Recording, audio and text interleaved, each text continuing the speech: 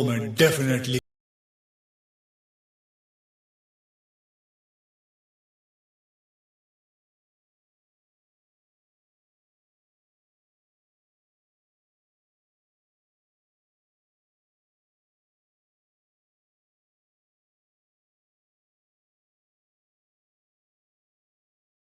આ લોકડાઉનમાં મોદીએ વધાર્યું ને એટલે પોલીસવાળાથી પોલીસવાળા બહુ મારેલા. મને તો આ લોકડાઉનમાં બહુ બીક લાગે.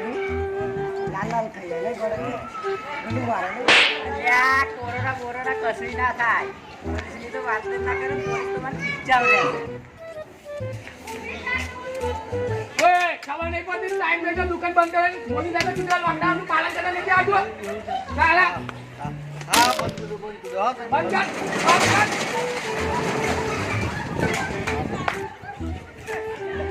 પોલીસ વાળા આયા ભગો ભગો.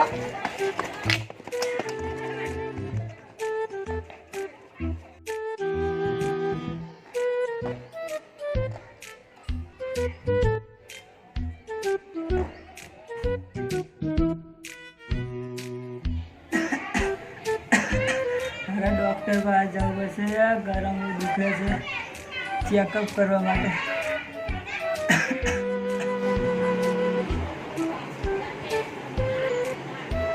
ડૉક્ટર સાહેબ કોરોનાની અસર ચેકઅપ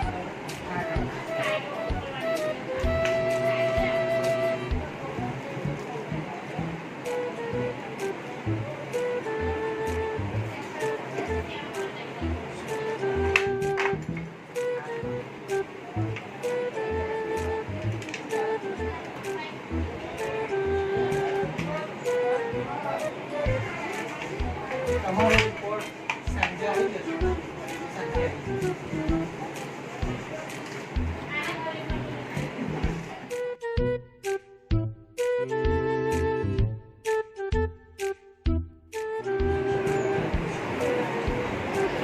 આવો.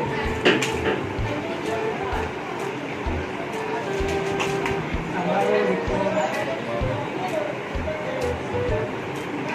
પોઝિટિવ આવ્યો. ના તમારે ડૉક્ટરના એડમિટ કરવું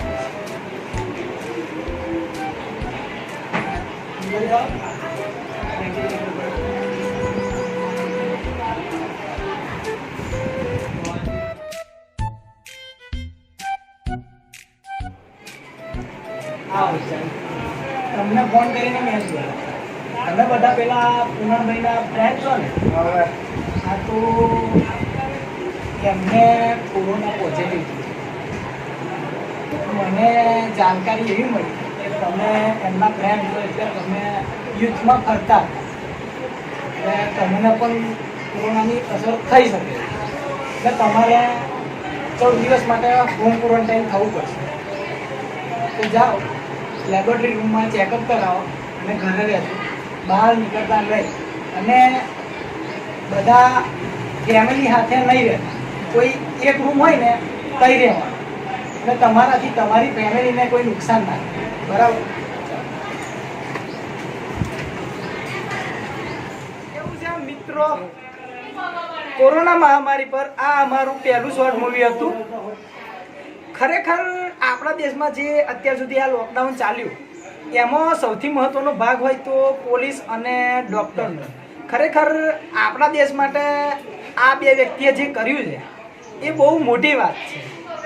ખરેખર એમને આપણે સમજવું જોઈએ.